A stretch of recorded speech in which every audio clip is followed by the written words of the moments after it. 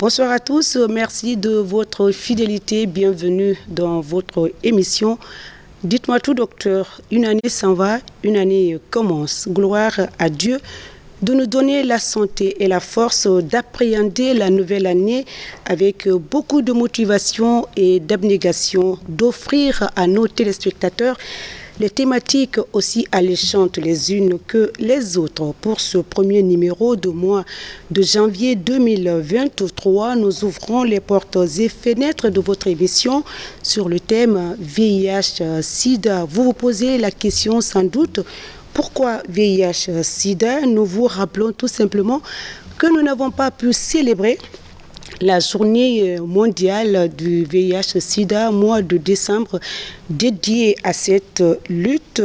Nous mettons donc à profit ce mois de janvier pour passer en revue des grandes lignes, les temps forts du mois de décembre.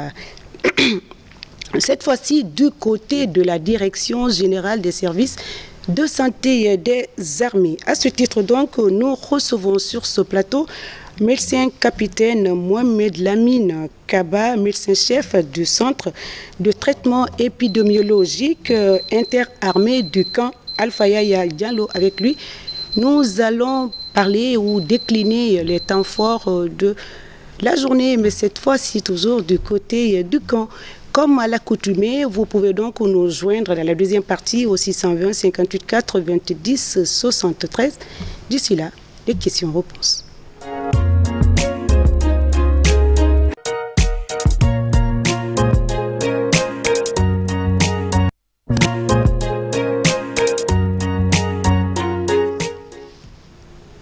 Retour en plateau. Merci donc, docteur Kaba, médecin capitaine Mohamed Lamine Kaba. Je rappelle donc, médecin-chef du centre de traitement épidémiologique interarmé du camp Alpha Yaya Diallo. Le thème retenu, c'est le VIH. Je l'ai dit tout à l'heure, les gens se posent la question pourquoi encore VIH-Sida. On n'a pas pu vous recevoir d'autres spécialistes en la matière, donc nous profitons de ce plateau ou tout le mois ou presque le mois de janvier pour passer en revue cette thématique. Docteur Kaba, merci donc de répondre à notre invitation. La première question, depuis l'apparition donc de la pandémie, les efforts, il y a eu quand même des progrès, les efforts sont consentis par les autorités compétentes. Cela n'empêche, le VIH continue de tuer, selon vous. Pourquoi? Merci Madame Sissoko, bonsoir. Et merci de m'avoir invité sur votre plateau pour parler encore des questions liées au VIH. Alors, avant de parler des facteurs liés à la mortalité liée au VIH, vous avez souligné un point, c'est qu'il y a eu des progrès. Effectivement, il y a eu beaucoup de progrès et les efforts sont consentis dans la lutte contre le VIH-Sida. Mais permettez-moi de rappeler certains progrès. Pas tout, mais le plus important. D'accord. Avant l'avènement des ARV, la mortalité du VIH était à 100%. D'accord. Donc, l'un des progrès les plus importants qui a révolutionné la lutte contre le VIH-Sida, c'est l'arrivée des ARV. Il est si bien dit qu'avant ces ARV, toutes les personnes qui étaient infectées par le VIH mouraient quasiment de la maladie. Donc c'était une mortalité à 100%. Assurée quoi? Assurée. Et si vous me permettez, on va faire une petite illustration par rapport à cela. Allez-y. Donc cette maladie ressemblait à un train qui a un système de vitesse automatique. Automatique, ça sans arrêt quoi. Donc vous avez la première vitesse, quand vous démarrez, vous passez à la deuxième, à la troisième, à la quatrième vitesse, mais un train n'a pas de système de freinage. D'accord. Et devant, vous avez un obstacle. Donc imaginez le sort de ce train, réservé à ce train. D'accord. Et avec l'avènement des ARV, il y a eu une révolution réellement dans la prise en charge du VIH. Tout à fait. Et venant sous la même illustration, cela donc ressemble également à un train, cette fois-ci, qui a un système de freinage. Donc quand vous êtes à la première vitesse, vous pouvez vous arrêter là où vous voulez. Également à la deuxième vitesse, vous pouvez vous arrêter là où vous voulez. D'accord. Mais lorsque vous êtes à la troisième, à la quatrième vitesse, et vous êtes à 180 à l'heure, vous pouvez bien freiner. Il n'y a plus d'arrêt. Mais s'il y a un obstacle, vous risquez de toucher l'obstacle. Donc, c'est ce facteur que nous avons actuellement. Bien que nous avons les ARV qui sont très efficaces, mais le traitement est tard. Okay. Les malades sont mis tardivement sous traitement. Et même s'ils sont sous traitement, nous parvenons à les perdre. Ce qui a fait qu'en 2021, selon l'ONU-SIDA, 650 000 personnes sont décédées de causes liées au VIH. Et la principale cause, c'est le retard dans la prise en charge. Le retard de la prise en charge, on va y revenir tout à l'heure, c'est la stigmatisation et d'autres facteurs aussi. Vous allez nous donner des explications, nous éclairer sur la lanterne, parce que quand les malades se sentent stigmatisés, marginalisés, ça leur empêche d'aller à l'hôpital et en tout cas les infectiologues ou d'autres médecins nous en parlent ici, ça aggrave la prise en charge effective. La question qui suit, la Guinée, vous l'avez dit tout à l'heure, il y a eu des progrès, elle est dans cette dynamique de la lutte pour éradiquer ce fléau. Alors, docteur Kaba, quelles sont les stratégies nationales, mais aussi celles de la Direction générale des services de santé des armées, DGSSA? Bon, sur la question de stratégie, les stratégies, elles sont nombreuses et variables. D'accord. Donc, les stratégies sont consignées dans un document qu'on appelle le cadre stratégique ou le plan stratégique. Donc, en Guinée, c'est le Conseil national de lutte contre le sida qui a charge d'élaborer ce document avec l'appui de ses partenaires. Okay. Donc, c'est un document qui est valable pour 5 ans.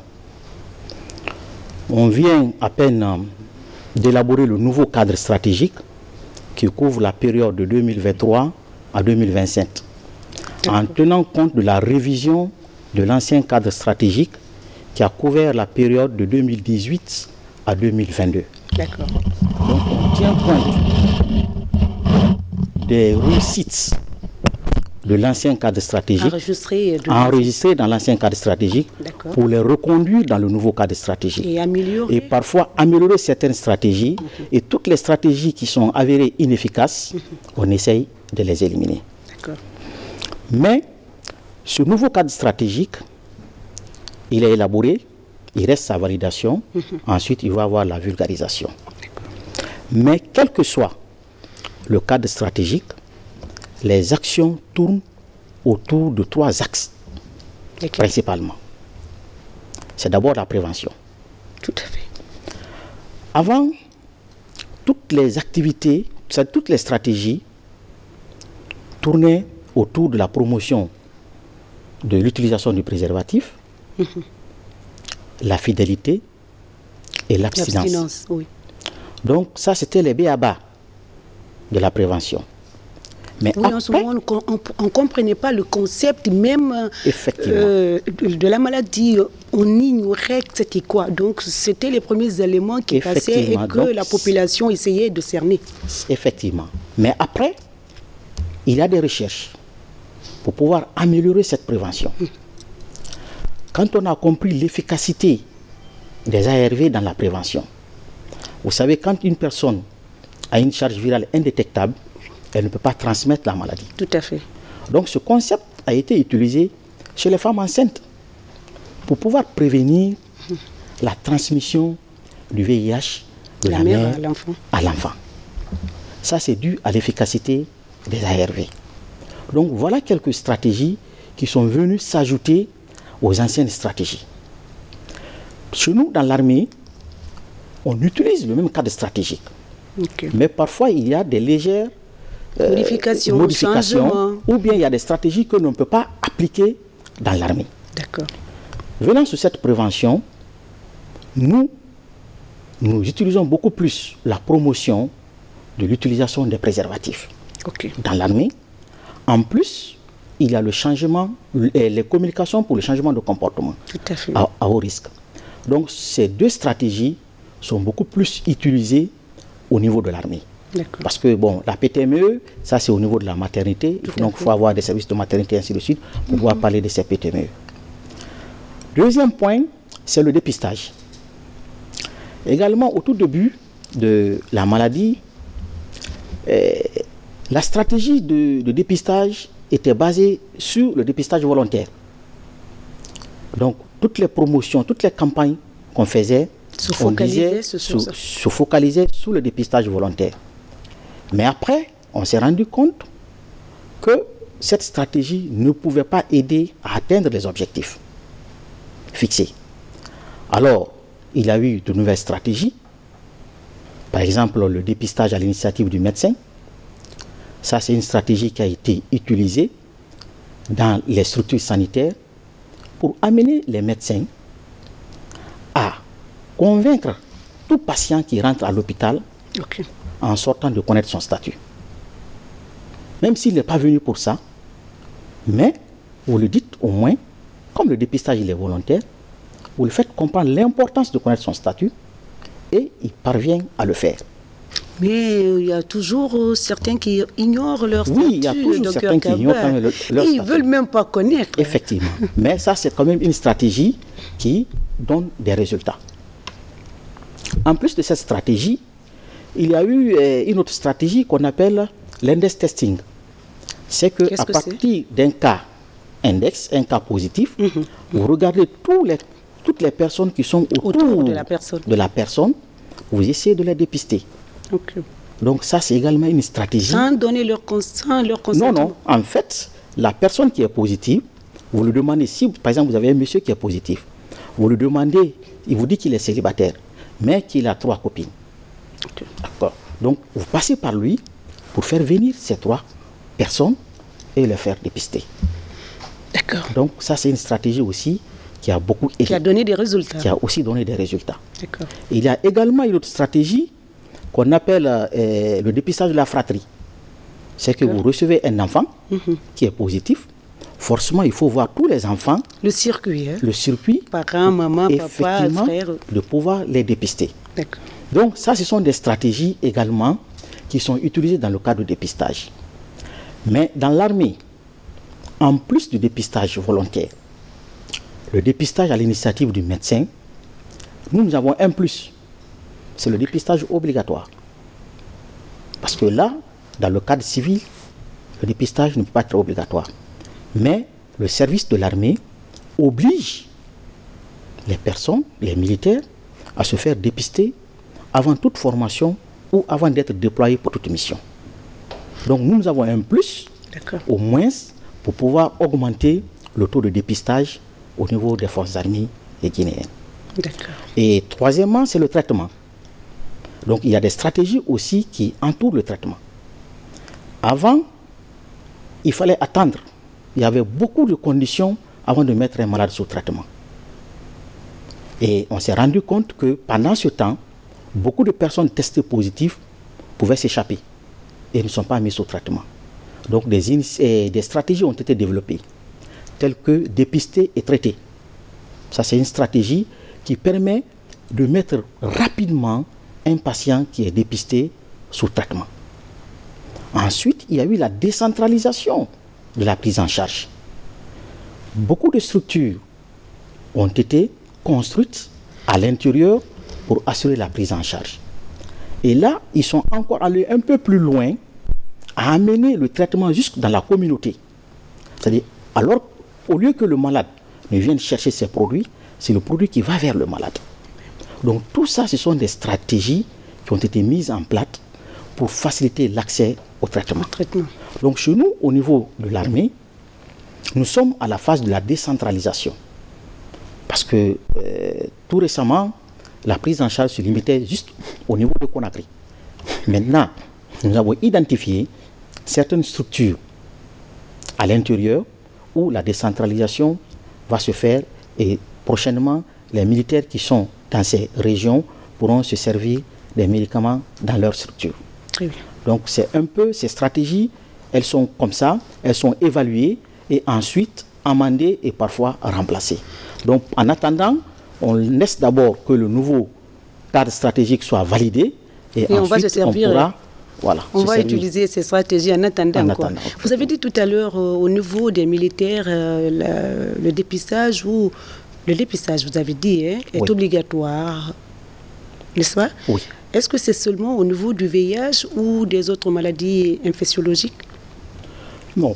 Là, il y a en fait la visite d'aptitude, ce qu'on appelle la visite d'aptitude médicale. Okay. Il n'y a pas seulement que le VIH qui est recherché, il y a les hépatites également qui sont recherchées dans cette visite d'aptitude médicale.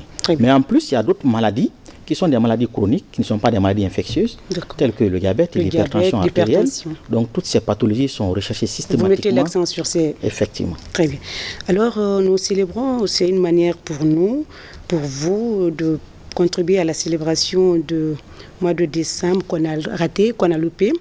Et ce mois est célébré de plusieurs façons. Docteur Kaba, la sensibilisation, vous l'avez mentionné, dépistage massif, soit au camp ou bien chez les civils. Les plaidoyers du côté des personnes infectées et affectées, des autorités également. Docteur Kaba, quelles sont donc les activités majeures qui ont marqué cette journée au niveau des garnisons, si ça a été célébré dans les garnisons? Effectivement, que le mois de décembre, c'est une tradition. Le dépistage, la sensibilisation, la promotion de l'utilisation des préservatifs, là, ce sont des activités qui sont effectuées tous les mois de décembre de chaque année. Mais cette année, au niveau de l'armée, il n'y a pas eu d'activité.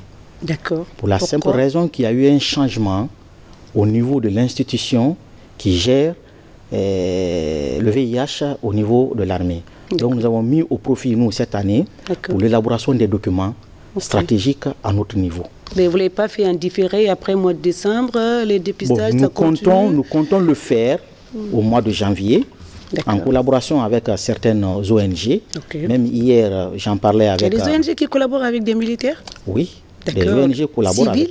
Oui, des ONG civiles collaborent avec des militaires. D'accord. Donc, on ignorait beaucoup de choses au camp. On ignore beaucoup de choses sur les militaires et sur les camps. C'est l'opportunité de nous permettre de connaître un peu mieux comment les choses se déroulent dans les camps. On a peur. Effectivement, oui, il y a bien sûr...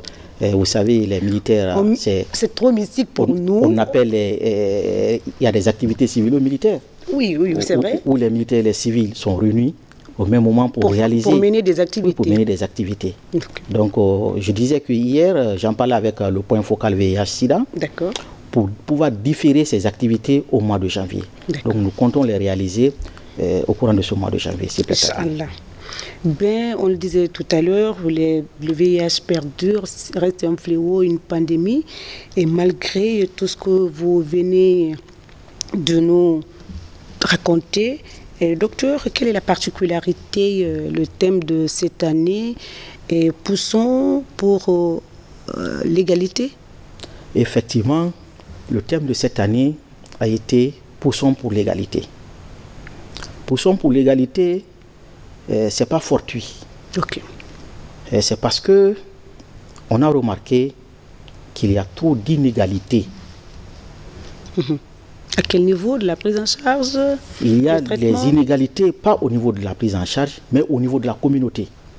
Cette perception qu'on a du VIH jusqu'à aujourd'hui, amène les inégalités. Donc voilà pourquoi cette année, il a été demandé de tout faire pour prendre au même pied d'égalité et les patients VIH et les autres patients. D'accord. Est-ce que le concept, le thème, pensez-vous que on va le mettre en exergue, on va l'accepter, la communauté, on va plus marginaliser, on va plus repousser les personnes infectées, affectées par la maladie? Effectivement, parce que quand on donne un thème, comme c'est pour cette année, il y aura beaucoup de stratégies qui vont entourer ce thème. Également pour lutter contre ce fléau, cette inégalité, qui n'est d'autre que la stigmatisation, la marginalisation, la discrimination. Oui. Donc, il va y avoir des Même activités. la réinsertion des personnes infectées par la maladie dans les prestations, dans l'administration, en tout cas, même l'accès. Oui, en fait, c'est ça un peu la discrimination. Si. La discrimination des personnes infectées par le VIH. Oui. Donc, tout ça, ce sont des inégalités. Oui. Et c'est la raison pour laquelle, cette année, on a dit de lutter contre ces inégalités. Okay. Docteur Kaba, du moins on dit cette maladie n'est plus une fatalité, n'est plus encore moins un sujet tabou, vous l'avez dit, mais la stigmatisation et d'autres facteurs contraignent à la prise en charge effective. Encore votre avis par rapport à la question? La stigmatisation, comme je le disais, et la discrimination constituent des violences basées sur les personnes vivant avec la maladie et ont des conséquences sur la lutte contre cette maladie. La stigmatisation est l'une des causes du faible taux de dépistage. Oui. Parce que quand les gens ont peur d'être stigmatisés, ils n'ont pas envie de se faire dépister. Pas du tout. Également, la stigmatisation est une des causes du refus pour certains malades de fréquenter les structures de prise en charge. Tout à fait. Parce que le fait de sortir d'une structure de prise en charge vous indexe, vous stigmatise. Donc ça fait qu'il y a parfois des patients qui sont dépistés et orientés vers des structures de prise en charge, refusent d'y aller. Oui, de simple fait d'être stigmatisé. Et ça entraîne des complications à la prise en charge. Un autre fait aussi, c'est cette stigmatisation, même à l'hôpital, par les parents. Vous recevez un patient qui est hospitalisé, qui connaît son statut, et que les parents viennent, ils veulent connaître de quoi il souffre. Mais la peur de la stigmatisation fait que le malade ne veut pas que les proches soient informés de la maladie. Alors que ce sont ces proches-là qui assurent la prise en charge. Parce que parfois, il y a les coûts de l'ordonnance qui sont un peu élevés. Mais du moins où la gratuité, c'est pas au niveau des ARV. La gratuité se trouve au niveau des ARV. Oui. Mais parfois, il y a des comorbidités, il y a certaines infections qui attourent le malade. Et ça nécessite si c'est la tuberculose, là-bas aussi, la prise en charge est gratuite. La prise en charge est gratuite. Oui. La prise en charge est gratuite. Mais il peut y avoir d'autres comorbidités où la prise en charge n'est pas gratuite. D'accord. Donc en ce moment, ça demande que le malade honore les ordonnances. Mais parfois, les parents sont fatigués et ils veulent connaître pourquoi le malade est hospitalisé. Oui. Et s'ils refusent, ils arrivent parfois même à dire que c'est une maladie, c'est un mauvais sort. Donc il faut l'envoyer à l'indigénat. Parfois, le malade conscient que ce n'est pas un mauvais sort, il accepte de suivre les parents pour ne pas être stigmatisé. Oui. Et ils sortent de l'hôpital pour aller se faire soigner à l'indigénat et finalement nous les perdons. Donc ça, ce sont les conséquences. Où ils reviennent devant fatigués à des phases vraiment, comme vous l'avez dit, à la 4e vitesse et puis il y a l'obstacle. Voilà. On ne peut plus s'arrêter, même si on s'arrête. On descend dans le ravin. Voilà, d'accord. C'est compliqué. Aujourd'hui, quel appel vous pouvez lancer avant qu'on continue afin que les parents ou les malades acceptent la maladie du moment où on peut vivre avec la maladie comme les autres et puis prendre régulièrement, normalement, ses médicaments ARV. Et puis, voilà, ça ne s'écrit pas sur le front quand telle personne a le VIH. Effectivement, l'appel qu'on peut lancer, c'est de dire que le VIH est une maladie chronique, comme toutes les autres maladies. Ça peut se soigner. Elle se soigne. En tout cas, on peut vivre avec. De stigmatiser ou de discriminer une personne qui a le VIH. Oui. On vit avec. On peut mener toutes ces activités. Comme on peut vivre avec le diabète, comme on peut vivre avec l'hypertension, comme on peut vivre avec l'insuffisance rénale. C'est des maladies aussi qui sont encore plus graves d'ailleurs. Plus graves que le VIH. Oui. Alors, on continue aujourd'hui, docteur Kaba, quelles sont les couches vulnérables, susceptibles de sensibilisation systématique et comment y parvenir? Bon, vous savez, il y a certaines professions ou certaines conditions de vie qui sont des facteurs de risque liés au VIH. Vous voyez? Donc, toutes les personnes qui exercent ces professions ou qui se trouvent dans ces conditions, on les appelle populations vulnérables. D'accord, citer quelques... Effectivement, c'est le cas par exemple des hommes en uniforme. Ok. Les hommes en uniforme sont classés dans la catégorie des populations vulnérables à cause de leur profession. Ok. Les hommes en uniforme sont déployés sur les terrains de conflit, tout à fait, très loin de leur famille. Et vous savez, ces terrains de conflit, toutes les conditions sont réunies. Oui. Vu qu'il n'y a plus d'autorité, il y a le viol, il y a l'abus de l'alcool, la drogue, la prostitution. Donc vous projetez des hommes en uniforme sur ces terrains. Donc ils se trouvent dans un environnement où ils sont exposés. D'accord. Vous avez le cas des routiers, les transporteurs. D'accord. Qui quittent Conakry jusqu'à Zérekoré et à chaque escale, il doit descendre, il doit dormir, il doit manger. Ils ont des partenaires sur tout le long de leur trajet. Vous avez les miniers dans les mines où les gens abandonnent leur foyer, qui viennent dans les mines. Vous avez toutes les conditions sont réunies dans ces mines pour la propagation de la maladie. Vous avez également les pêcheurs dans les débarcadères. En plus, vous avez les jeunes. Ça, ce sont des conditions. Naturellement, on est jeune, on est sexuellement actif. Il y a cette curiosité de découvrir l'autre. À tout moment. D'accord. Donc, ça les expose.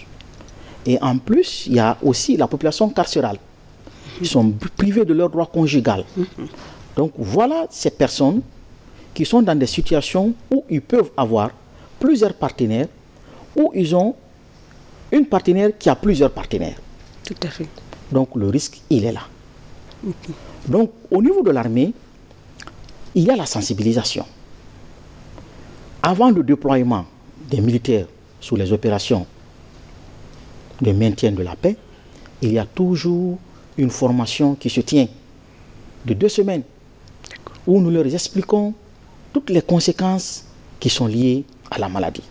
Et qu'est-ce qu'il faut pour se prévenir? Donc cette sensibilisation a eu lieu à chaque déploiement des militaires. Et aussi, pendant les formations, il y a des modules sur le VIH et le sida qui est dispensé. Donc pour nous, c'est le seul moyen d'aller les sensibiliser sur l'enjeu de la maladie. Bon. Bien, très bien. Je voulais savoir les moyens que vous utilisez, civilo-militaires, pour aller dans ces contrées, dans ces endroits, pour sensibiliser cette population exposée au virus.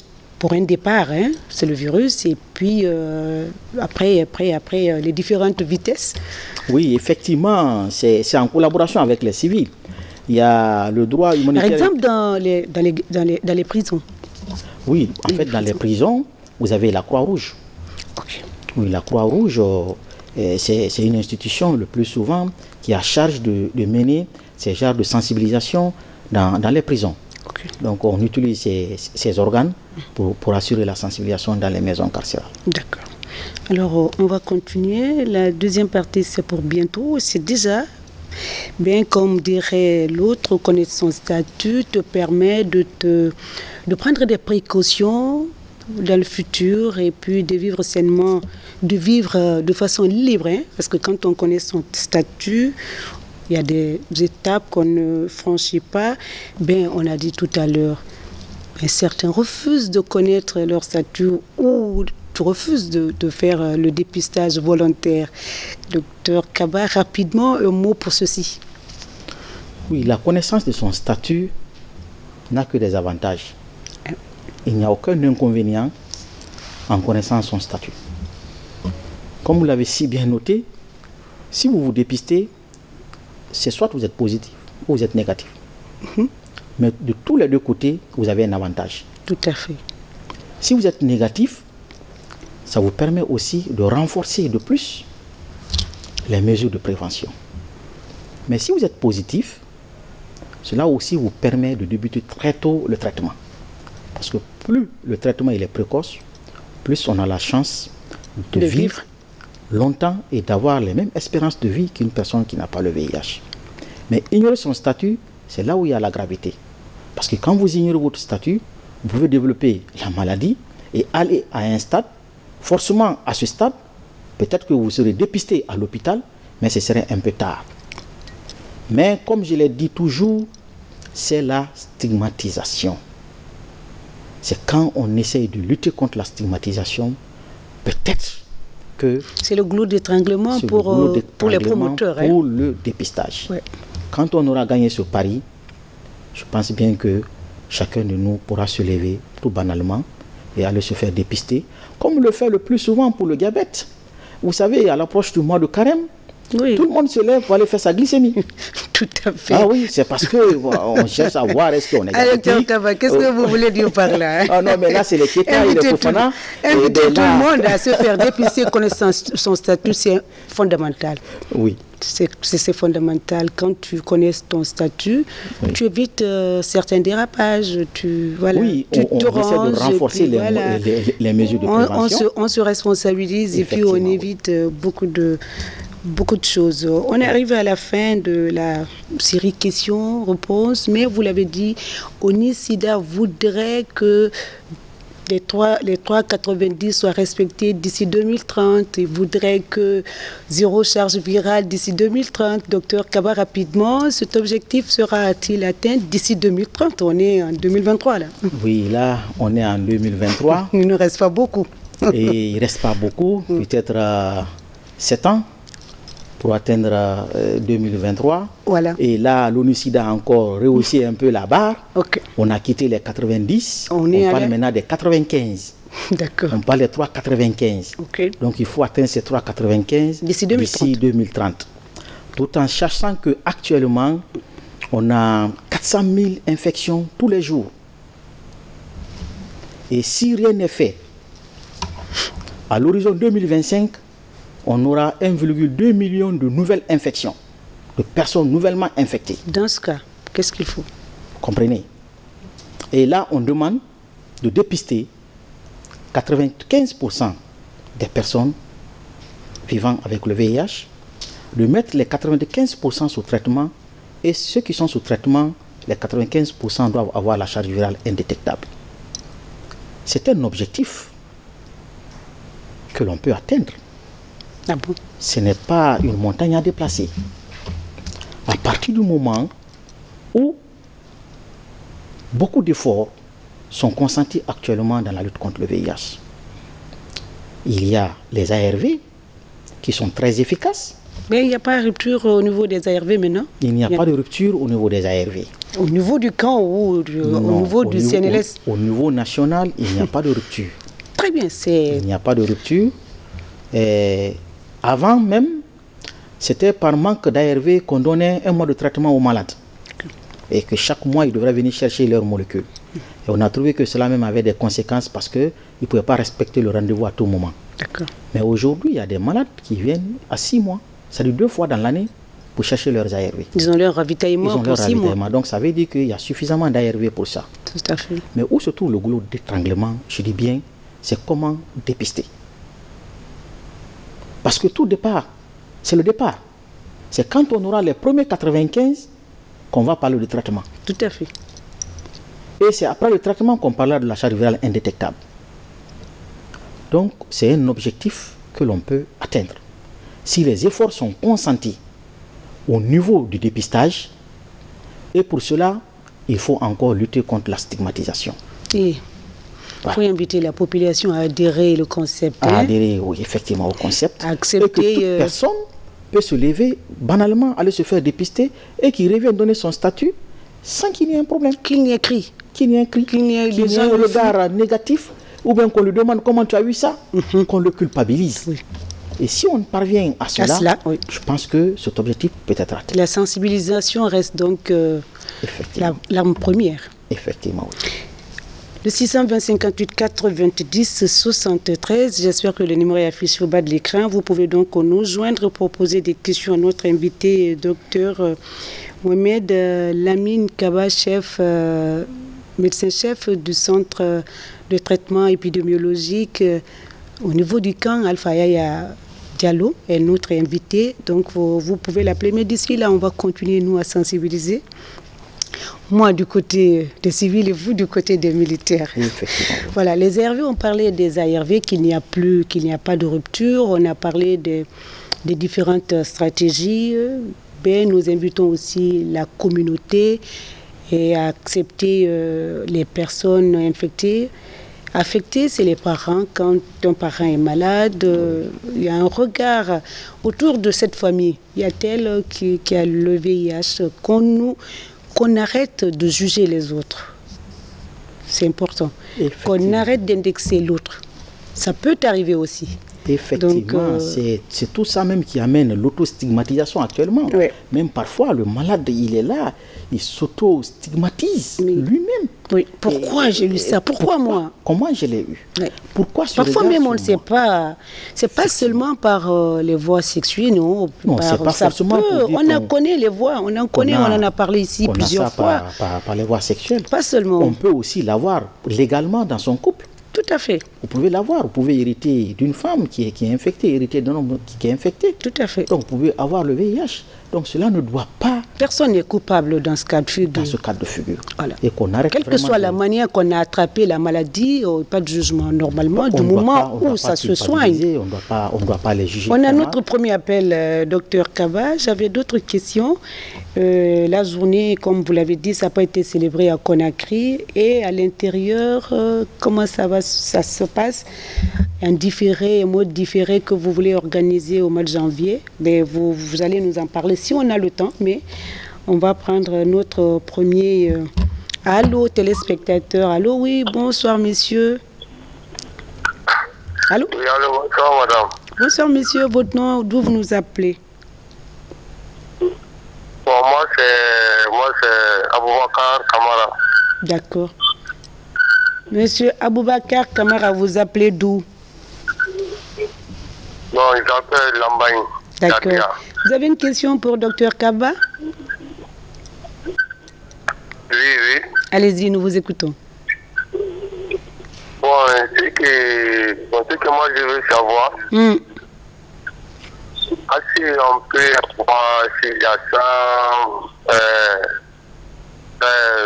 sans coucher avec quelqu'un, quoi. D'accord. Ok, il va répondre. Merci, monsieur Kamara, depuis Lambagne. Ok, monsieur Kamara, comprenez qu'il y a plusieurs voies de transmission. En plus de la voie sexuelle, il y a la transfusion sanguine. Ouais. Mais actuellement, c'est très rare parce que toutes les sécurités sont prises au niveau du centre national de transfusion sanguine. Ça n'existe même plus, ça c'était avant. Ça c'était avant. Et puis, il y a également la transmission à travers les objets chouillés. Et là, c'est le plus souvent les utilisateurs de drogue injectables, le plus souvent qui utilisent les mêmes seringues. Là, il peut avoir cette façon de transmission. Mais la voie sexuelle reste quand même la principale voie de transmission. Sans protection. Oui. Allô? Allô? Allô? Oui, bonsoir, monsieur. Oui, bonsoir, madame. Votre nom, vous nous appelez d'où? C'est Gadirouba, depuis Sangaredi. D'accord, monsieur Gadiri, nous vous écoutons. Bon. Bonjour, docteur. Oui, bonjour. Donc, moi, je voudrais vous demander, quelqu'un qui a le VIH, est-ce qu'obligatoirement il est le sida aussi, ou bien si vraiment il se patiente, il prend des précautions, il peut éviter le sida? Très bien. C'est la seule question? Voilà. Ok, M. Gadiri, on peut avoir le VIH et ne pas avoir le sida. Le VIH, c'est le virus. On peut être infecté par le virus. Et si maintenant vous êtes infecté par le virus, vous ne prenez pas le traitement, ça peut vous conduire maintenant vers le sida, c'est-à-dire le syndrome d'immunodépression acquise. C'est la phase terminale en fait de la maladie et qui est très difficile à traiter. Mais quand vous êtes infecté, là, vraiment, le traitement il est efficace, mais à la phase sida, c'est un peu difficile. J'espère qu'il a compris. Allô? Allô? Oui. Éloignez-vous de votre poste téléviseur, s'il vous plaît. Déplacez-vous. Allô? Déplacez-vous, s'il vous plaît. Oui, Voilà. Votre nom, vous nous appelez d'où? c'est Ismaël Keita, Depuis où? depuis Lambaye. Nous vous écoutons, monsieur Keita. Je voudrais vous demander, le docteur, si tu as le VIH, si tu prends le traitement, en cas si tu fais l'amour avec quelqu'un, si ça peut l'infecter, quoi. D'accord. Si vous avez le VIH, prenez le traitement. Est-ce que votre partenaire peut vous accepter? C'est ça? Oui, oui. Ok. Ok, M. Keita, c'est vrai que nous avons bien dit que quand on a le VIH et qu'on prend le traitement, jusqu'à avoir une charge virale indétectable, on ne peut plus transmettre le virus. À partir du moment où la charge virale est indétectable, on parle de non transmissible, c'est-à-dire charge virale indétectable, VIH non transmissible. Donc c'est possible que quand vous avez une charge virale indétectable, que vous ayez une femme, avoir des relations avec elle sans pourtant transmettre le virus. Alors, il ne faudrait pas qu'on oublie de lire les messages aussi. Hein? Allô? Allô, bonjour. Oui, bonjour. Vous allez bien? Très bien, monsieur. Votre nom, vous nous appelez d'où? C'est Gallo Bachir, je vous appelle depuis Koya. Monsieur Bachir, nous vous écoutons. J'ai une question à poser à votre invité. Allez-y. Soi-disant, est-ce qu'ils ont un jalon ou bien un plan d'action qui nous permettra de lutter contre le VIH-Sida après la transition? D'accord. Parce que toute chose, c'est une continuité, quoi. Oui, c'est ça l'administration. Pas parce que nous sommes en transition que tout va s'arrêter après. Mais de toute façon, docteur Kaba répondait. Alors, la lutte contre le VIH-Sida n'est pas un problème de transition. Non, ça, avant même. Là, je vous ai dit qu'il y a un cadre stratégique. L'ancien cadre stratégique était valable de 2018 à 2022. Et le nouveau cadre a été rédigé de 2023 pour 2027. Et nous sommes tous inscrits dans le nouveau cadre stratégique. Donc c'est un problème national. Ce n'est pas un problème militaire. Ce n'est pas une question de transition.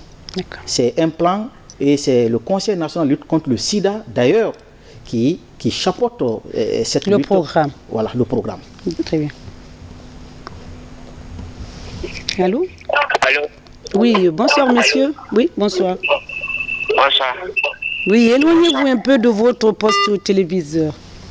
On va peut-être lire quelques messages.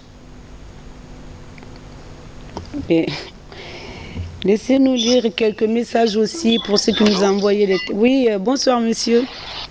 Bonsoir madame. Votre nom, vous nous appelez d'où? Kamara Daouda, je vous appelle de Kindia. Voilà, monsieur Kamara Daouda, nous vous écoutons.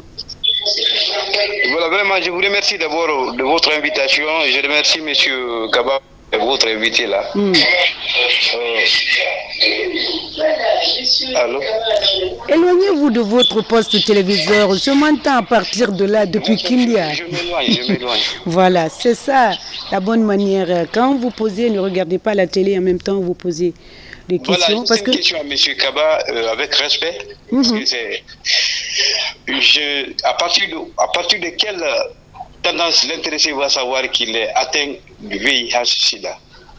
Bon. Bien avant qu'il ne le sache, que la dame avec laquelle il vit, il n'arrive pas à connaître que si la dame là est infectée, si elle n'est pas infectée. Donc, je voudrais que si toutefois l'intéressé touche cette dame-là et que l'intéressé est infecté, comment personnellement, comment on va savoir sentir ça Ça se sent pas, mais bon, on a un spécialiste pour vous répondre. Hein. Ok. Docteur, vous avez compris un peu Oui, la j'ai un question? peu compris. En fait, il y a des phases dans l'évolution de la maladie. Quand vous êtes à la primo-infection, au tout début, les 6 premiers mois, vous n'avez aucun signe. Donc rien ne peut indiquer que vous avez la maladie. D'accord. Et après cette phase, vient la phase infection, où on peut faire quelques fièvres qui ressemblent un peu au palu ou à d'autres infections, à d'autres maladies infectieuses. Et là également, on ne peut pas savoir est-ce qu'on a le VIH-Sida. Mais le plus souvent, c'est lorsqu'on est devant les complications que certains signes qui sont vraiment caractéristiques de la maladie commencent à apparaître. Mais avant ça, on ne peut pas le savoir. Sauf le dépistage. Rien que le dépistage, on peut savoir si on a la maladie ou bien si on a le VIH. Ok. Les appels s'enchaînent là, mais on va essayer de lire quelques messages pour nos téléspectateurs aussi qui contribuent. Lui, il s'appelle Abdoulaye, il vous dit bonjour docteur Kaba. Il s'appelle Abdoulaye Baldé et il appelle depuis Kindia et il aimerait savoir les signes les distinctifs entre VIH, SIDA, séropondu, mais vous allez essayer quand même. Ensuite, qu'une personne séropositive peut survivre avec le virus, avoir des enfants sans transmettre à son conjointe, tout ça. Il y a d'autres questions aussi. On va lire 2 ou 3. Lui, c'est Fodé Silla. Et depuis Cimenterie, est-ce que c'est en faisant seulement l'amour qu'on peut être contaminé par le virus ou le VIH? Alors celui-là également, comment s'appelle le microbe du VIH? D'accord. Les 3 questions, on va essayer de répondre et puis on va continuer à prendre les appels. Pour l'autre, d'abord, il parle des signes distinctifs du VIH. Comme je l'ai si bien dit, au début, il ressemble à toutes les autres infections. C'est la fièvre, parfois maux de tête, fatigue, maux de tête, douleur articulaire, qu'on prend pour un paludisme, qu'on prend pour d'autres infections, ou parfois quand ça commence par la diarrhée, on prend pour une dysenterie et ainsi de suite. Donc là, ce n'est pas des signes caractéristiques. Et à ce moment, sauf le dépistage, peut nous dire que si on a le virus ou pas. Mais à la dernière phase de la maladie, quand on est au stade 4 par exemple de la maladie, là vous avez des signes qui sont caractéristiques. Dès que vous voyez la personne, vous savez effectivement que lui, il est dans un tableau d'immunodéficience. Et en ce moment, on peut penser réellement que la personne a le sida. Et maintenant, pour ce qui est de la transmission, parce que là, il a posé aussi cette question, on l'a dit que si vous commencez le traitement, ça c'est avant d'abord d'entretenir les relations, vous commencez le traitement et vous avez une charge virale indétectable, vous avez toutes les chances de ne pas transmettre le virus à votre épouse et à vos enfants. Maintenant, le nom du virus, c'est le virus immunodéficience humaine, qu'on appelle le VIH. Très bien. On continue à prendre si le temps nous permet. On va encore lire. Il y en a plein, les messages. Donc, lui, il s'appelle Ousmane Kaba. Je vous écris depuis Kipé. Je veux savoir si une personne qui a le VIH peut entrer dans l'armée. Ça a été répondu, mais oui ou non, c'est possible, non. Non. Même moi qui ne suis pas militaire. Alors lui, Baldé espère que vous allez... Oui, nous allons bien, merci à vous. La question est de savoir s'il y a des symptômes pour savoir si on est atteint du sida. Il a dit, mais on va prendre... Ou bien docteur, vous répondez? Ça a été répondu. Là déjà, on a répondu à la question plus d'une fois. Et on va continuer à prendre les appels et puis continuer. Éloignez-vous de votre poste téléviseur. Éloignez-vous de votre poste téléviseur. Éloignez-vous de votre poste. Éloignez-vous de votre poste téléviseur, s'il vous plaît. Oui, allô? Oui, allô, bonsoir. Votre nom, vous nous appelez d'où? Oui, c'est Jean-Pierre Donamou depuis Tomoulia. Monsieur Donamou, votre question. Ma question est que, on a reçu une famille dont le mari souffrait de la maladie, la femme souffrait de la maladie, le mari est toujours négatif. Quelles sont les consignes à donner aux partenaires. Ok, là c'est le cas des couples sérodiscordants. Vous pouvez trouver un couple où c'est madame, comme il a si bien dit, madame est infectée, mais le monsieur n'en a pas. Est négatif. Le monsieur il est négatif. Ça c'est le couple sérodiscordant. Tout le conseil que l'on donne à ce niveau, c'est que la personne qui est infectée continue à prendre le traitement et à avoir une charge virale indétectable. Et si tel est le cas, ils peuvent vivre ensemble et il n'y aura pas longtemps et il n'y aura pas de transmission de la maladie. Allô? Allô? Oui, bonsoir monsieur. Éloignez-vous de votre poste téléviseur, s'il vous plaît. Allô? Éloignez-vous de votre poste téléviseur, s'il vous plaît. Ok. Allô, bonsoir. Oui, bonsoir monsieur. Votre nom, Comment allez-vous? Nous allons bien, moi et mon invité. Et vous? Oui, ça va bien, merci. La question. C'est monsieur comment? Vous vous appelez comment? Moi, je m'appelle Moussa Kamara, je vous appelle de Kankan. D'accord, nous vous écoutons, monsieur Moussa Kamara. Ok. Allez-y. Ma question est de savoir, le virus dure combien de temps Oui. avant de se manifester réellement? D'accord. D'accord. Bon, cette période dépend des personnes. Et la moyenne, elle peut aller jusqu'à 10 ans. Il y a des gens qui peuvent être infectés. C'est après 10 ans qu'on commence à voir les premiers signes. Par contre, d'autres, au bout de la première année, ils commencent à développer les signes. Donc, il n'y a pas une période bien indiquée, mais il y a un intervalle de temps. C'est-à-dire de la première année à la 10e année. D'accord. C'est pour cela, tous les enfants qui sont nés des parents positifs, on essaie de voir jusqu'à 10 ans. Okay. Voilà. C'est parce que c'est un peu le barème qui est fixé. Mais s'ils sont au-delà de 10 ans, on ne cherche pas à faire le dépistage. Mais tous ceux qui ont moins de 10 ans, on cherche à les dépister. Ok. Bien, on va lire ce message. Bonsoir, madame, monsieur Kaba. Lui, il est monsieur Kaba aussi. Hein. C'est Linda Kapoor depuis Kaboré, depuis Sangoya. Elle aimerait savoir si les médecins aussi peuvent contracter le VIH en soignant une personne séropositive. Évidemment, aussi, ils ne sont pas protégés. Pourquoi pas? Effectivement, ce qu'on appelle les accidents d'exposition au sang. D'accord. Les accidents d'exposition au sang, vous pouvez rester en train, un chirurgien par exemple, en train d'opérer. C'est possible qu'avec la lame de bistouri, qu'il essaye de se couper la main. Oui. Ou bien en faisant une injection, il est possible que quand vous finissez d'injecter, en mettant le capuchon, vous pouvez vous piquer. D'accord. Ou bien vous êtes en train de travailler... Cette petite piqûre peut transmettre?